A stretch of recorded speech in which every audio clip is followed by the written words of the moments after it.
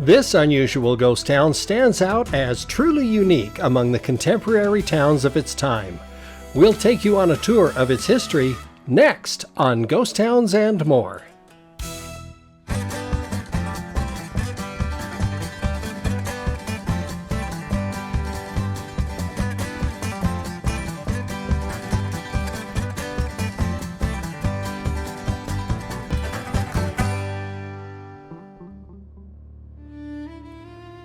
In the Tintic mining district and mountains of central Utah, a remarkable story played out just a few miles east of the historic town of Eureka.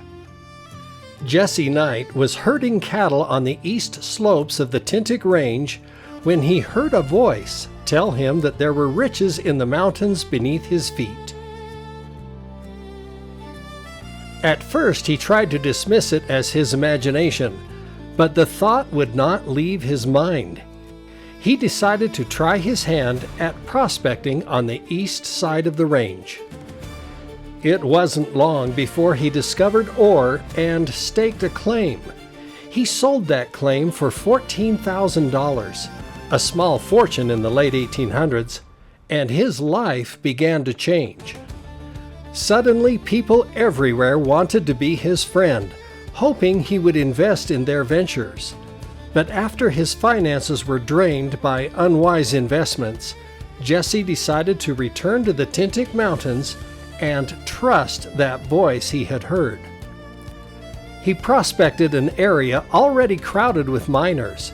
Ignoring the experts who insisted there was no ore to be found, he focused on a site others mocked. His critics called his venture an old humbug. In 1896, Jesse and a small crew dug for 2 long months. Then one day in August, everything changed. So he and Raymond were coming to work on the day shift coming up the mountain, and the night shift crew started coming down and met him partway. They said, "We hit it, we hit the ore, we hit the ore." He said Jesse wasn't really that surprised. He knew it was going to happen, he just didn't know when. So he went up and they went back in the drift. The drift is the tunnel that goes back in.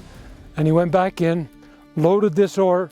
I mean, you remember they're working with candles and maybe a little bit of a light, but not much. Nothing like what we have today. And so he wasn't really positive of what he had. So he loaded the wheelbarrow up, and Jesse wheeled it out to the entrance. And when he got to the entrance, he could see it in the sunshine, and he said, "I've just done my last day's work when I'll take another man's job."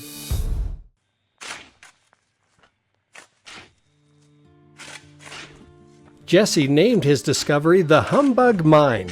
From that moment, his fortune grew, and he began buying mines, building businesses, and most unusually, building a town.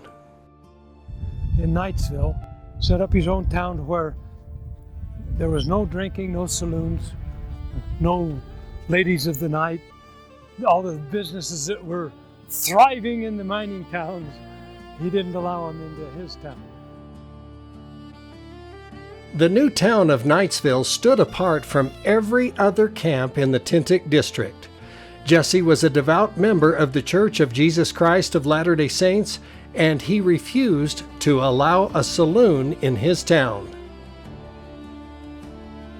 Knightsville grew to a population of over 1,000, more than 65 homes, with a post office, stores, a confectionery, and others. Workers also discovered something different about Jesse's mines. Everyone received Sundays off to worship and spend time with family, and Jesse paid his men a full week's wage for 6 days of work, the same that other mines paid for 7. Neighboring miners mocked his policies, calling them the Sunday school mines. But with higher productivity and fewer accidents, other owners soon noticed the benefits of a weekly day of rest. Most mining boom towns of the 1800s were known for lawlessness, drinking, and gambling. Jesse had seen the suffering caused when wages were wasted in saloons, leaving wives and children in poverty. he decided his town would be different.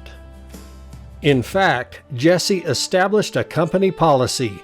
Any employee who neglected his family while spending paychecks in saloons and after warnings would be fired.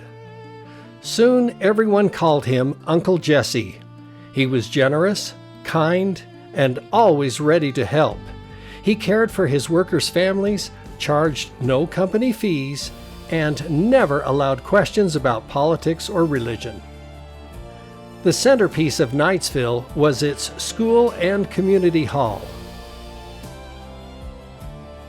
After he got the town going, he built a school.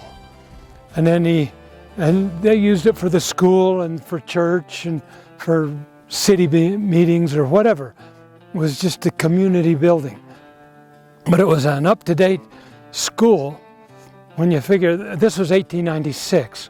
And so you figure back in those days, we see pictures of schoolhouses, or one-room schoolhouses, and they had a pot-belly stove over here, and the teacher had to bring a skittle of coal every day to keep the school warm for the kids. This school had steam heat with electric blowers. It was one of the most modern schools in the state of Utah, one of the more modern schools in the whole country. But Uncle Jesse was not without critics. Other companies refused to cooperate with him when he needed outside services.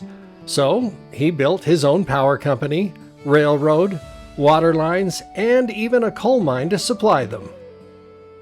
Jesse also donated heavily to the Brigham Young Academy in Provo, Utah, helping it to grow into today's Brigham Young University. He built the Knight Block in downtown Provo, which still bears his name, and a beautiful family home that still stands, now a mortuary.